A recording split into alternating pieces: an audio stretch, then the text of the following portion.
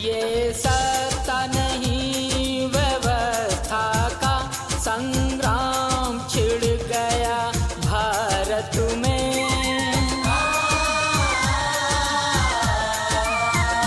ये सत्ता नहीं व्यवस्था का, संग्राम छिड़ गया भारत में। इस जंग को शान से जीतेंगे, सानिध्य में बनते राहुल के। अब युग परिवर्तन शुरू हुआ, सानिध्य में बनते राहुल के। अब युग परिवर्तन शुरू हुआ, सानिध्य में बनते राहुल के।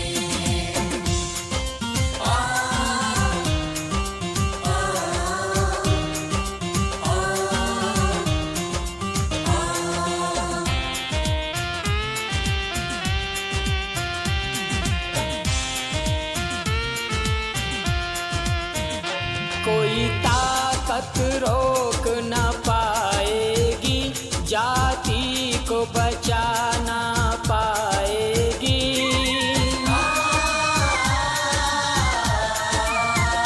कोई ताकत रोक न पाएगी, जाति को बचा न पाएगी। बस एड़ी चोट लगा देना, सानिध्य में बनते राहुल के। अब युग परिवर्तन शुरू हुआ, सानिध्य में बनते राहुल के। अब युग परिवर्तन शुरू हुआ, सानिध्य में बनते राहुल के।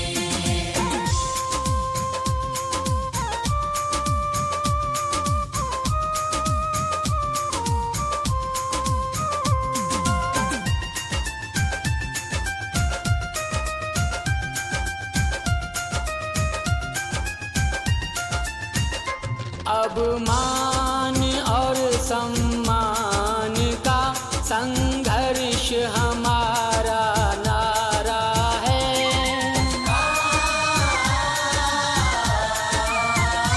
अब मान और सम्मान का संघर्ष हमारा नारा है। अपमान का अंत करेंगे हम, सानिध्य में बनते राहुल के। अब युग परिवर्तन शुरू हुआ, सानिध्य में बनते राहुल के। अब युग परिवर्तन शुरू हुआ, सानिध्य में बनते राहुल के।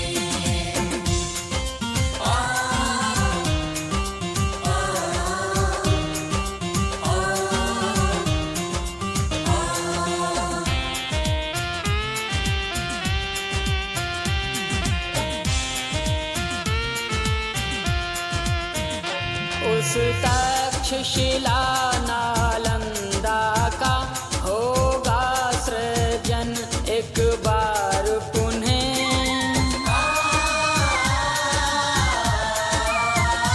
उस तक्षशिला नालंदा का होगा सृजन एक बार पुनः। जग देखे विश्व गुरु बनते, सानिध्य में बनते राहुल के। अब युग परिवर्तन शुरू हुआ, सानिध्य में बनते राहुल के। अब युग परिवर्तन शुरू हुआ, सानिध्य में बनते राहुल के।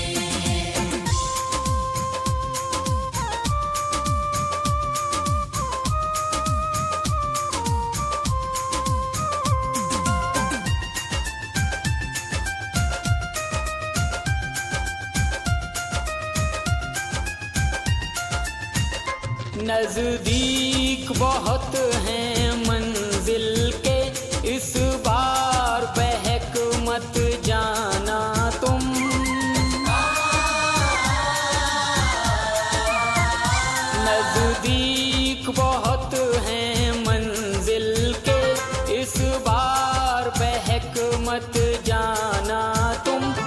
साहब के बाद